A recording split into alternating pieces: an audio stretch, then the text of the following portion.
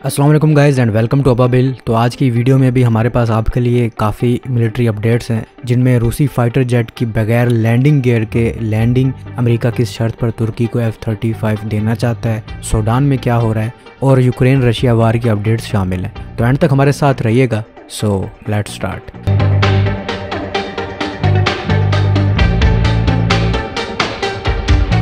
दोस्तों 22 मार्च 2025 को एक रूसी Su-35 जंगी त्यारे ने बगैर लैंडिंग गियर के हंगामी लैंडिंग की है, जिसकी वीडियो सोशल मीडिया पर वायरल हो गई है।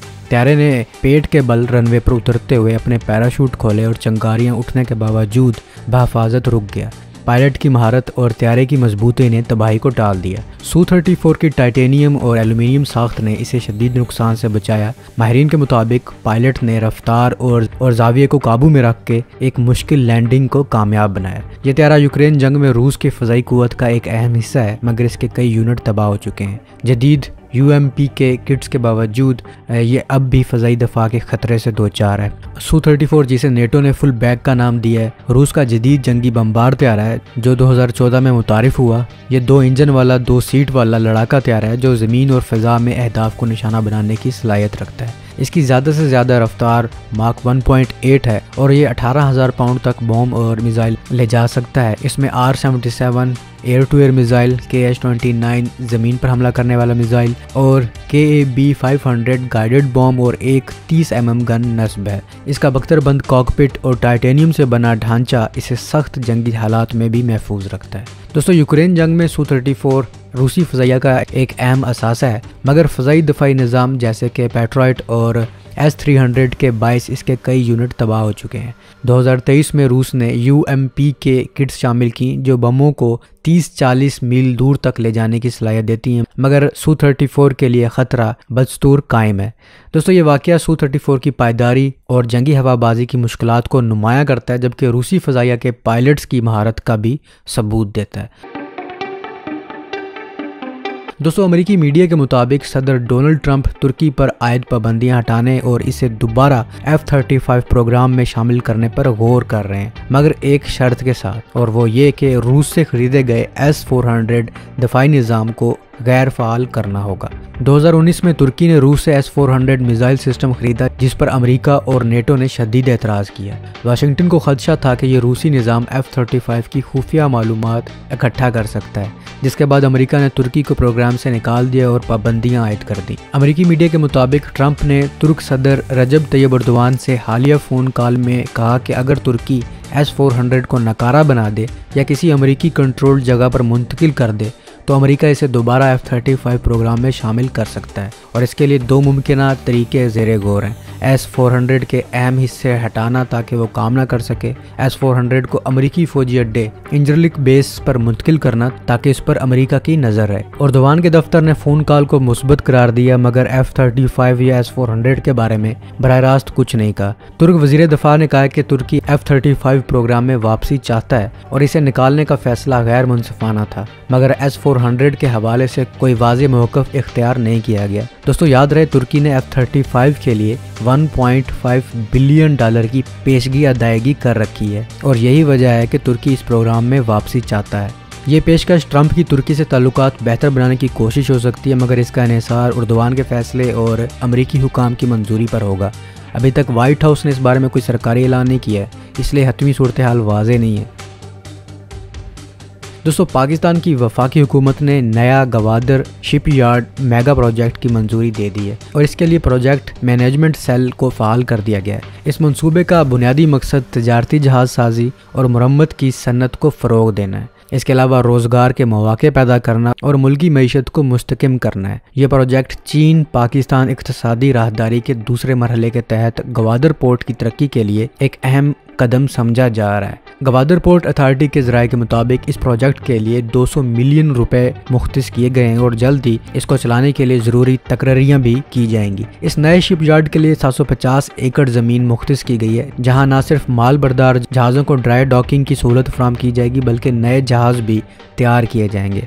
ज़मीन के तनाज़ात तकरीबन हल हो चुके हैं और जल्द ही इस मनसूबे के लिए बैनुल-अक़वामी कंपनियों से टेंडर के ज़रिए मुआहदे किए जाएंगे। दोस्तों ये मनसूबा गवादर पोर्ट को मज़ीद فعال بنانے کے لیے ایک بڑا قدم ثابت ہوگا۔ اسی سلسلے میں وزیر اعظم نے جنوری میں یہ ہدایت بھی دی تھی کہ سرکاری شعبے کے 60% امپورٹ اور ایکسپورٹ کو گوادر پورٹ کے ذریعے کی جائیں تاکہ اس کی تجارتی سرگرمیاں بڑھ سکیں۔ پاکستان میں اس سے پہلے بھی شپ بلڈنگ کا ایک اہم ادارہ کراچی شپ یارڈ اینڈ انجینئرنگ ورکس موجود ہے جو 1957 میں قائم کیا گیا تھا۔ یہ ادارہ دفاعی اور تجارتی جہازوں کی تیاری اور مرمت میں اہم کردار ادا کرتا ہے۔ کراچی شپ یارڈ میں بحریہ کے جنگی جہاز، کارگو شپ، آئل ٹینکرز اور فشنگ بوٹس تیار کی جاتی ہیں۔ اس کے علاوہ پاکستان نیوی کے پاس بھی ایک مخصوص ڈاک یارڈ موجود ہے جہاں بحری جہازوں کی مرمت اور دیکھ بھال کی جاتی ہے۔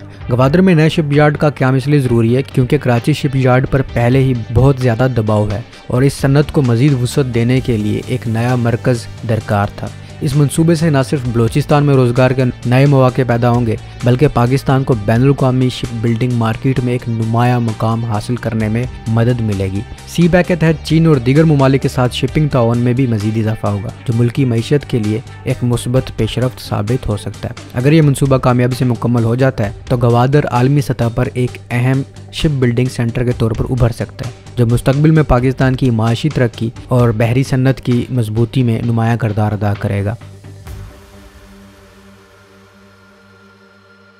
دوستو، تائیوان نے دعویٰ کیا ہے کہ 47 چینی طیارے، 7 بحری جہاز اور ایک سرکاری جہاز تائیوان کے ارد گرد سرگرم دیکھے گئے ہیں۔ تائیوان کے وزارت دفاع کے مطابق ہفتے کے روز پیپلز لبریشن آرمی کے 47 طیارے درمیانی لائن عبور کر کے تائیوان کے شمالی، جنوب مغربی اور مشرقی فضائی دفاعی شناختی زون میں داخل ہوئے ہیں۔ وزارت نے بتایا کہ یہ سرگرمیاں مقامی وقت کے مطابق 6 بجے دیکھی گئی ہیں۔ ان کا مزید کہنا تھا کہ انہوں نے ان سرگرمیوں کی نگرانی اور ان کے جواب میں طیارے، بحری جہاز اور ساحلی میزائل نظام استعمال کیے۔ چین جو تائیوان کو ایک علیحدہ ہونے والا صوبہ سمجھتا ہے، درمیانی لائن یا فضائی دفاعی زون کو تسلیم نہیں کرتا ہے۔ تاہم تائیوان 1949 سے اپنی آزادی پر مصر ہے۔ دوستو، سوڈان کے شہر درمان میں جو دارالحکومت خرطوم کے قریب واقع ہے، حالیہ جمعے کو ریپڈ سپورٹ فورسز نے ایک بڑا حملہ کیا ہے جس میں سوڈانی فضائیہ کے ایک جنگی طیارے کو تباہ کرنے کا دعویٰ کیا گیا۔ سوشل میڈیا پر گردش کرنے والی اطلاعات کے مطابق RSF نے ایک ڈرون جو کہ ممکنہ طور پر چینی ساختہ فیہونگ FH-95 کا استعمال کرتے ہوئے اس حملے کو انجام دیا ہے۔ RSF اور کچھ دفاعی تجزیہ کاروں کا کہنا ہے کہ تباہ ہونے والا طیارہ سوویت دور کا سخوئی سو-24 تھا جو ایک سپر سونک ٹیکٹیکل بمبار ہے۔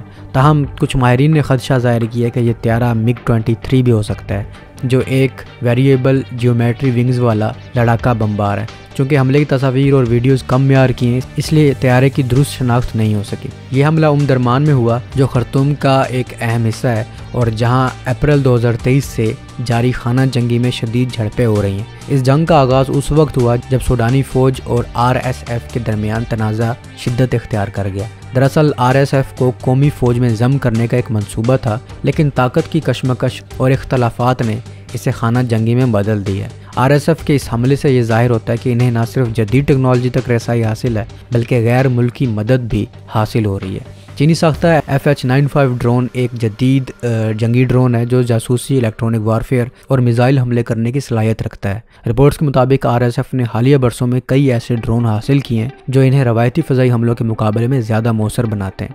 RSF کی طرف سے جدید ڈرون ٹیکنالوجی کے استعمال سے ثابت ہوتا ہے کہ وہ اب بھی سوڈانی فوج کے لیے ایک خطرناک اور مضبوط حریف ہیں۔ اس جنگ کے مستقبل کے بارے میں پیش گوئی کرنا مشکل ہے لیکن یہ واضح ہے کہ یہ دونوں فریق جدید ہتھیاروں اور بیرونی حمایت کے ساتھ اپنی جنگ جاری رکھے ہوئے ہیں اور اس کے نتیجے میں عام شہری سب سے زیادہ متاثر ہو رہے ہیں۔ تو اب تک کے لیے اتنا ہی، ملتا ہوں ایک نئی ویڈیو کے ساتھ، تب تک کے لیے اپنے ہوسٹ بلال کو اجازت دیجیے۔ اللہ حافظ۔